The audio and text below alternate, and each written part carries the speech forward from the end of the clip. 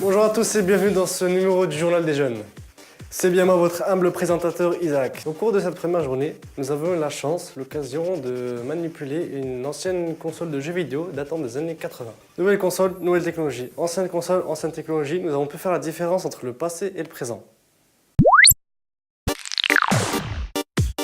Voilà, bonjour à tous. Bonjour. Samuel, Johan. Samuel, peux-tu me donner ton avis sur cette console qui est très bien? Ça change beaucoup des... Enfin, pas énormément, mais quand même un peu des consoles d'aujourd'hui. C'est différent. Attends, Johan, s'il te plaît. Du coup, comme je l'ai dit, il n'y a pas vraiment différent. Genre, j'aime bien les consoles d'avant comme j'aime bien les consoles d'aujourd'hui. J'étais grandi avec, donc... Le graphique du jeu, la façon dont c'est présenté, vous pensez que c'est différent de maintenant ou c'est pareil? Moi je dis... Avant Samuel? Moi je dirais que les graphismes d'aujourd'hui sont largement mieux. Il ne faut pas comparer les graphismes du passé et d'aujourd'hui. Aujourd'hui la technologie pour modéliser alors qu'à l'époque il n'y avait pas. Ça me dérange pas plus que ça. C'est comme pour les films des années 80, les spéciaux ils étaient mal faits, du coup maintenant c'est mieux. Du coup il y a une évolution, donc il y a un début à tout, donc ouais, j'aime bien. La télévision... Comment on l'a introduit, ton avis, ton ressenti? Je la trouve petite et pas assez... pas assez développée, c'est pas fait pour... c'est pas une télévision faite pour les jeux vidéo. C'est vrai que maintenant les télés d'aujourd'hui c'est bien mieux pour jouer, mais après le principal c'est qu'on peut jouer, on joue aux jeux vidéo, donc c'est bon. Là vous êtes vraiment concentré sur le jeu. Samuel, as-tu un personnage préféré dans ce jeu? Pour l'instant c'est Chun-Li. Toi Jean? Moi c'est Ryo, même si je comprends pas beaucoup parce qu'il est dur à maîtriser. Je vois que Chun-Li est en train de mettre KO Blanca, je crois. Ah là là, les vieilles manettes, ça fait longtemps. Je suis sûr que vous avez tous fait ça. Mais vous savez, ça sert à rien du tout. À présent, nous allons parler de l'impression 3D. Nous avons pu rencontrer Jean-Luc, spécialiste de l'impression 3D et membre de l'association Graoulab. Je fais partie de l'association Graoulab, qui est un Fab Lab, c'est le Fab Lab de Metz. Historiquement parlant, c'est le premier Fab Lab qui a été créé à Metz. Alors un Fab Lab, c'est un atelier de fabrication numérique. On a vocation à vulgariser les machines numériques. Et pour s'appeler Fab Lab, il y a un minimum d'outils numériques qu'il faut avoir. C'est une imprimante 3D et une découpeuse laser. Les gens qui viennent, qui ont un projet en tête, à le concrétiser. On les aide à faire un prototype, le premier prototype. Ensuite, ils vont dans d'autres structures pour lancer leur start-up et se développer. Nous, on les aide à mettre au point leur projet. Notre vocation, elle s'arrête là. Pour commencer à prendre en main ce logiciel, avant que vous puissiez tous modéliser votre idée, on a fait un petit tuto.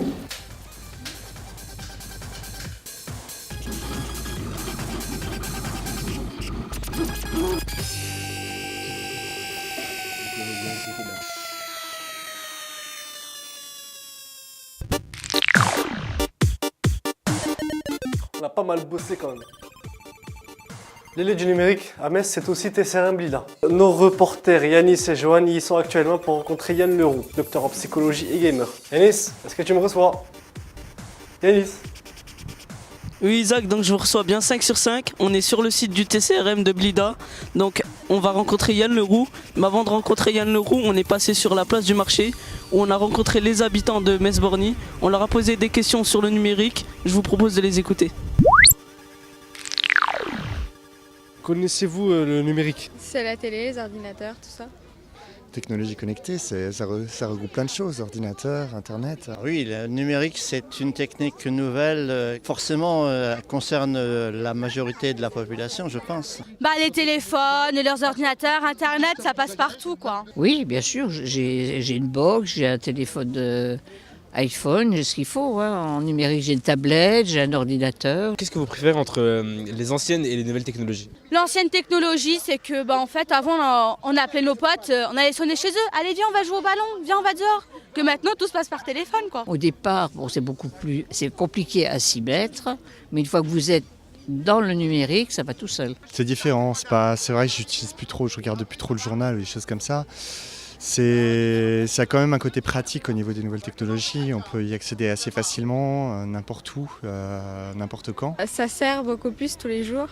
Ne serait-ce que par les recherches d'Internet sur tous les sujets qui peuvent nous passer par la tête. C'est parfois un petit peu difficile de s'y retrouver, notamment quand on veut regarder des infos ou des choses comme ça sur Internet. On a plein de conneries parfois qui tombent. Quand vous avez de la famille à l'étranger, c'est super, FaceTime. Est-ce que vous pensez que la technologie va prendre possession de la vie actuelle? Ah ouais, Snap, Facebook, Instagram, on est partout, hein. On connaît la vie de tout le monde. Ça va prendre du temps, oui, petit à petit. Après, je pense qu'il y a certaines personnes qui sont très très attachées au papier. Ça ne va pas se faire du jour au lendemain. Ça, c'est aux personnes de n'en décider et c'est très difficile à l'heure actuelle de dire qui va supplanter l'autre. Ça évolue la technologie. Même là, regarde, je suis encore Paris, on me dit qu'il y a le match du PSG ce soir qui joue. C'est normal, tout est bien. Parce qu'il y a tout qui va changer. Et ça, c'est vrai que c'est une vraie révolution. Alors moi, je vais vous dire mon fond de pensée, il ne faudrait pas qu'il y ait une panne. Parce que si on a une panne, on sera dans la misère. Donc j'espère que ça vous a plu, chacun a eu son opinion. On va maintenant rejoindre Yann Leroux qui est avec notre journaliste Joanne.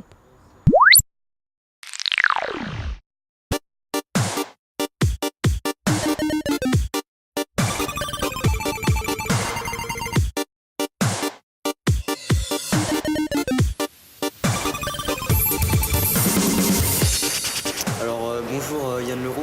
Bonjour. Pourquoi avoir choisi les jeux vidéo et pas d'autres thèmes? En fait, j'ai pas choisi les jeux vidéo, ce sont les jeux vidéo qui m'ont choisi. Ils m'ont choisi 2 fois. Ils m'ont choisi lorsque j'avais 13-14 ans. Ils me sont tombés dessus, j'étais au fin fond du Sénégal. J'ai rencontré une machine qui s'appelait le ZX81. Superbe machine avec 1 kilo octet de mémoire vive qu'on branchait sur le téléviseur de la famille, c'était excellent. Et puis ils me sont tombés dessus une 2e fois dans ma vie professionnelle parce que je travaille principalement avec des enfants. Il y a une dizaine, quinzaine d'années, je me suis rendu compte que les enfants venaient avec des objets un peu bizarres dans les poches. Ils avaient des Nintendo DS et ils commençaient à parler dans les psychothérapies de ce qui se passait avec les jeux vidéo. Donc j'ai commencé à m'y intéresser à cause de ça. En général, les adultes soutiennent pas les jeux vidéo. Et vous, qu'est-ce que vous en pensez? Je crois que les jeux vidéo, c'est un média, de la même façon que lire Lucky Luke ou Astérix ou n'importe quelle bande dessinée, ça rend pas idiot. Les jeux vidéo, ce n'est pas préjudiciable. Je pense que beaucoup d'adultes ont une vision biaisée des jeux vidéo à cause de la réputation que les psychologues, certains psychologues et les médias peuvent en faire. Mais à partir du moment où on le prend comme ça doit être, c'est-à-dire un média ouvert, qui apporte des choses aussi intéressantes mais différentes que le livre, la bande dessinée ou le cinéma, eh bien c'est quelque chose d'intéressant. Est-ce que vous pensez que le jeu vidéo rend violent? Non, certainement pas. Les jeux vidéo ne rendent pas violents. Non, ce qui rend violent, c'est de vivre et grandir dans une famille où on n'apprend pas à l'enfant à réguler ses émotions et à contrôler son agressivité ou sa violence. Ça rend violent. Ce qui rend violent, c'est de vivre dans une société qui ne reconnaît pas à chacun une place pleine et entière. Ça rend violent. Mais en aucun cas, jouer à GTA ou crier headshot en jouant à Call of Duty, ça vous rendra violent. Ça peut vous rendre un peu plus énervé que d'habitude et vous amener à vous battre avec votre cousin Kevin parce qu'il vous a mis un 5-0 à une partie de je ne sais pas trop quoi. Mais avant, les générations précédentes se battaient autour des billets du Monopoly. Hein, et on ne disait pas que, pourtant on aurait pu le dire, on ne disait pas que le capitalisme rend violent. Est-ce que l'addiction de jeux vidéo finira par remplacer le monde actuel? Certainement pas. D'abord parce que l'addiction aux jeux vidéo est une pure fiction.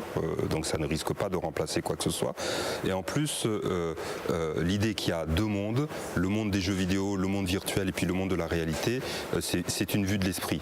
Ça a été construit dans les années 80, à un moment donné où l'Internet était une chose vraiment extraordinaire. À ce moment-là, se connecter au réseau, c'était quelque chose qui nécessitait des opérations pratiquement magiques. Il y avait un rituel. On prenait un câble téléphonique qu'on branchait sur le PC. On avait même des rallonges. On allait jusqu'à la prise de téléphone. On débranchait le téléphone parce qu'on ne pouvait pas faire les deux. C'était ou Internet ou téléphone. On branchait la prise, on retournait à l'ordinateur, on lançait la connexion modem. Il y avait une petite musique. Et après, il y avait un grand silence et le serveur nous avait donné les droits nécessaires pour aller surfer sur le net. Donc, je raconte tout ça parce que la technique et la magie ont toujours été quelque chose de très lié. Hein. Dès qu'il y a une prouesse technique, on a tendance à la penser en termes magiques, en disant c'est prodigieux, etc. Et on a pensé que l'Internet ouvrait des portes vers un autre monde, de la même manière que les peuples premiers pensaient qu'en chantant suffisamment longtemps et en prenant un peu quelques produits, eh bien, ils s'ouvraient des portes sur le monde des esprits, etc. etc. Non, donc il n'y a pas deux mondes, il y a un monde. Ce que je fais ici et maintenant, ça se répercute sur Internet. Quand je suis arrivé ici, j'ai mis un message sur Instagram parce qu'il y avait des bandes d'arcade, voilà, ça me plaît. Et c'est pas Instagram, c'est pas un monde de pur esprit. Il n'y a pas mes arrière-grands-parents qui sont sur Instagram. Ce sont des gens de ici et maintenant. Ce qui est vraiment intéressant, c'est que du coup, les Blancs ont le plaisir de fonctionner comme les indigènes. La pensée magique qui est généralement réprimée en Occident est mise de côté. Elle est réprimée, donc mise de côté. Mais sur Internet, elle fonctionne en plein. Le numérique va-t-il changer le monde ? Le numérique définitivement a changé le monde. Il n'est pas possible de faire un pas en arrière. Ou alors on part dans des schémas hollywoodiens catastrophiques et puis il y a une régression technologique terrible. Bon, mais ça ne s'est jamais vu dans l'histoire de l'humanité. Mais depuis que le web a entouré toutes les activités, au moins des pays nord-occidentaux et puis de l'Asie ensuite, ce n'est plus pareil. Quand je faisais mes études, pour pouvoir avoir accès à un livre, il fallait que j'aille dans une bibliothèque, que je demande au bibliothécaire si le livre était là, etc. etc. Maintenant, le livre, j'y accède en 5 clics sur Internet. Donc il y a des savoirs qui sont à portée de main. Il est beaucoup plus facile d'avoir accès à des personnes et de discuter avec elles. Donc il y a plein d'activités sociales qui sont facilitées grâce à l'Internet. Le commerce est facilité, la guerre est facilitée. Il y a des nouvelles façons de faire la guerre. Bref, tout ce qui habituellement transforme les sociétés est remanié par l'Internet. Donc il y a des changements majeurs qui se produisent du fait du réseau. Vous qui êtes auteur du livre Jeux vidéo, ça ne rend pas idiot, pourquoi vous avez écrit ce livre ? Parce que vous êtes un gamer ou parce que vous le pensez vraiment ? Les deux, mon capitaine. Alors, je suis un joueur, malheureusement je joue pas suffisamment. Hein. Je dois confesser que je ne suis même pas au top level à World of Warcraft. J'ai pratiquement une extension de retard. Hein. Je promets que pendant les vacances de Pâques, je réglerai ça. Mais oui, je joue aux jeux vidéo depuis qu'une machine m'est tombée entre les mains.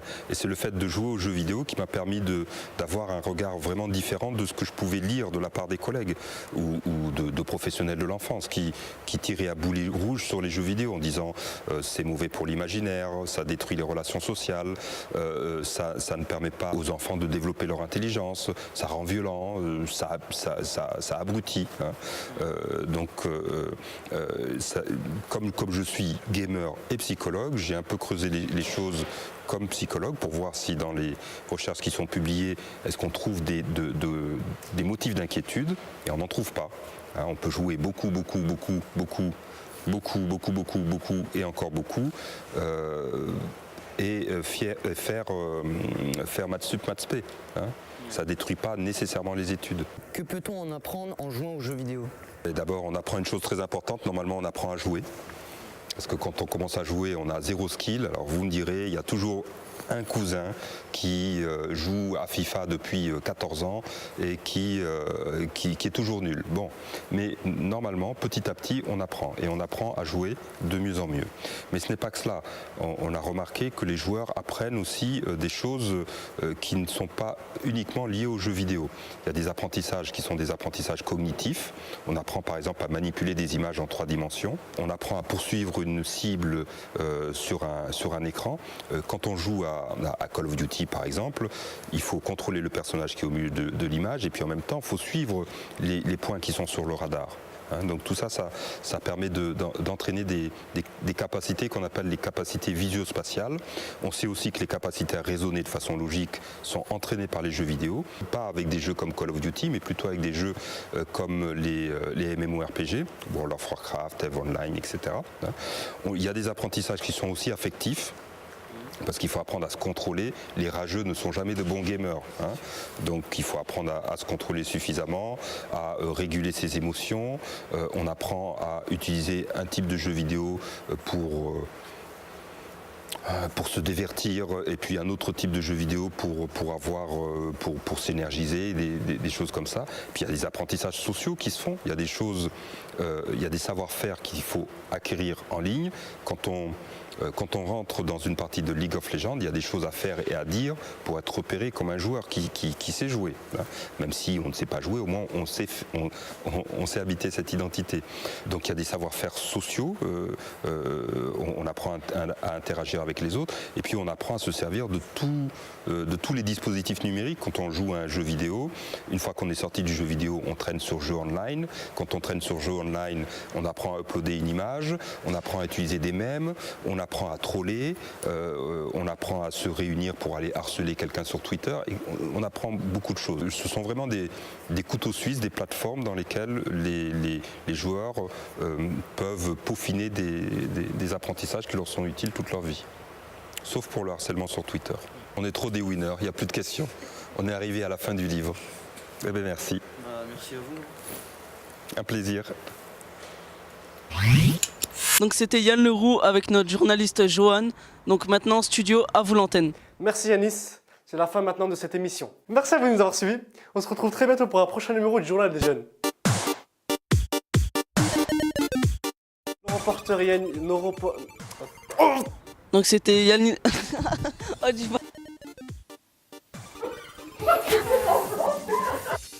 Yanis. Star de zone. Allez, je vais essayer de le faire. C'est l'autre question. Oh. Je suis sûr que vous avez déjà fait ça. Take my breath away. Ah là là là là.